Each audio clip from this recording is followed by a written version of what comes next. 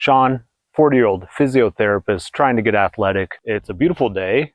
It's in the 80s, and we're just going to try to not make any excuses and just get these sprints in. All right, here comes rep number one. We're going to go about 50%. So you guys all saw it. Halliburton went down game 7 of the finals with an Achilles tear. That's one of 8 that happened this year in the NBA.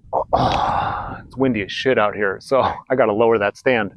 Yeah, so 1 of 8 Achilles injuries, tears to be exact, that happened. Ruptures to be really exact, that happened in the NBA.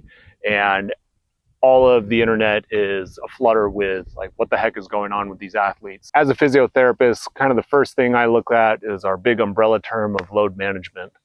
And that's just an idea of taking in all the different stressors that an athlete has in their life, and not just stressors, but how much rest they get throughout the year. Tatum and Halliburton are poignant cases because they made deep playoff runs last year. They played in the Olympics, and then they had really hard and fast seasons. And just as the main guys, you know, they're putting the most stress on their bodies and going the fastest, potentially, to lead the team to, as far as they did this year.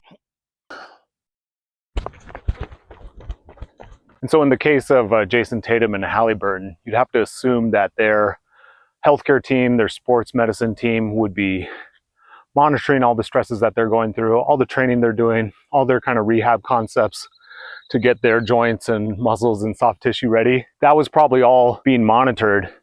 But I think when you're playing as fast and as hard as these athletes are, and you're as talented and quick to accelerate and agile and skilled, you really can't predict these kinds of things. There's 2 camps in this sort of debate about why there's so many injuries. On one hand, all the super evidence-based people are going to be saying you can't predict injury, or you can't mitigate injury just by doing more calf raises or resting more. We have no idea how these things happen. The models for injury prevention and prediction are too complicated and multifactorial, and therefore you can't point at any one factor. On the other hand, there's the side that said basketball players don't like weightlifting, therefore their joints and soft tissues aren't prepared for the demands of basketball. In particular, nobody's doing calf raises, so do calf raises. Both sides are somewhat right. Both sides are terribly wrong. Terribly wrong is strong. Both sides have flaws in their argument. Let me get in another warm-up and we'll talk about it.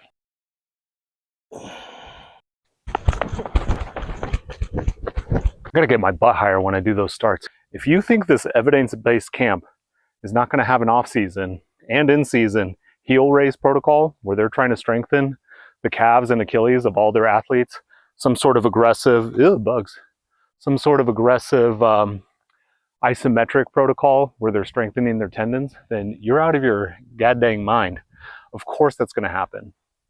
On the flip side, the guys who are just going to add single leg heel raises and think that's going to fix everything, they're probably going to monitor the whole picture like the evidence-based people. So all the sort of dick measuring that's going on about you're more wrong than I am is really stupid, because both sides are going to do what the other one is saying, obviously. And for those evidence-based people who's like, single leg heel raises are not the cause.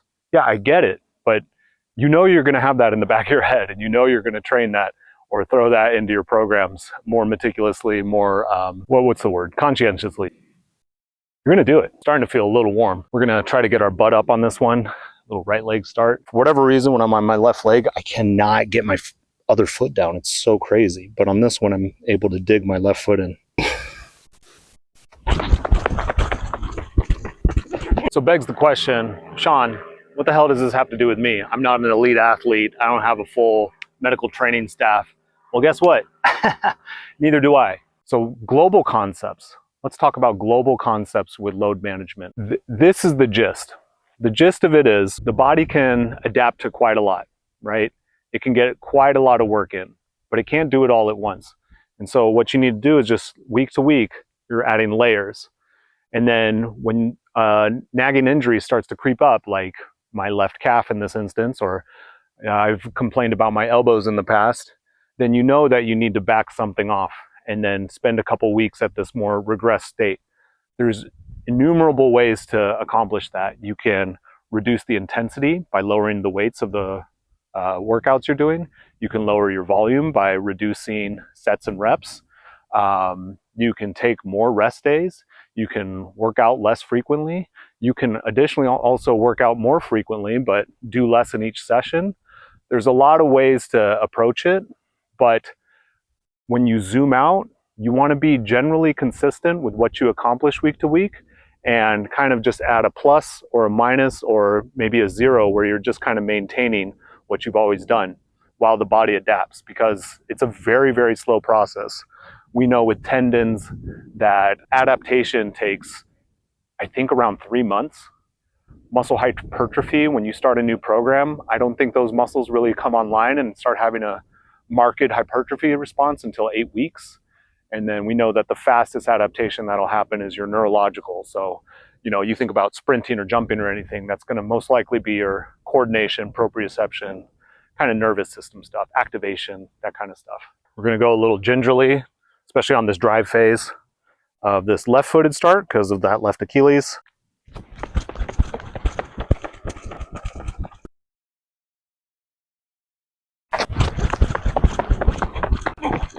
Quick angle change because I wanted to make this other point. Load management is not complete rest, right? It's more of a modification of activity. So again, kind of tailoring and undulating those intensities, but not just fully resting. I'd hate to make a straight line association here, but if we all remember, Damian Lillard was out with a blood clot, and he was pretty much, just by the nature of the injury or condition, you're not really allowed to do much, right? And so that was a complete rest situation. God, these bugs. It was a complete resting situation for him. And then he's immediately thrust into playoff basketball in the NBA. And the results were disastrous.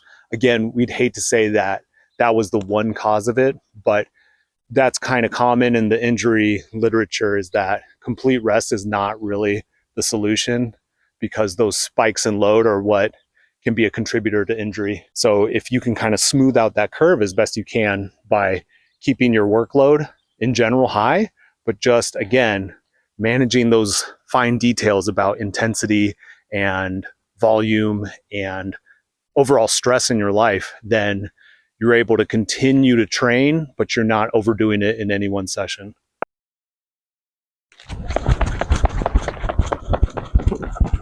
Okay.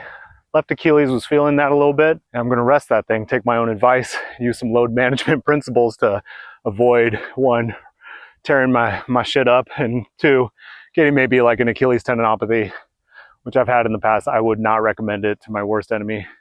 Check out programming, join the team, and we'll catch you on the next video where I'm going to be doing this same workout that I'm doing, but you don't know that. Peace.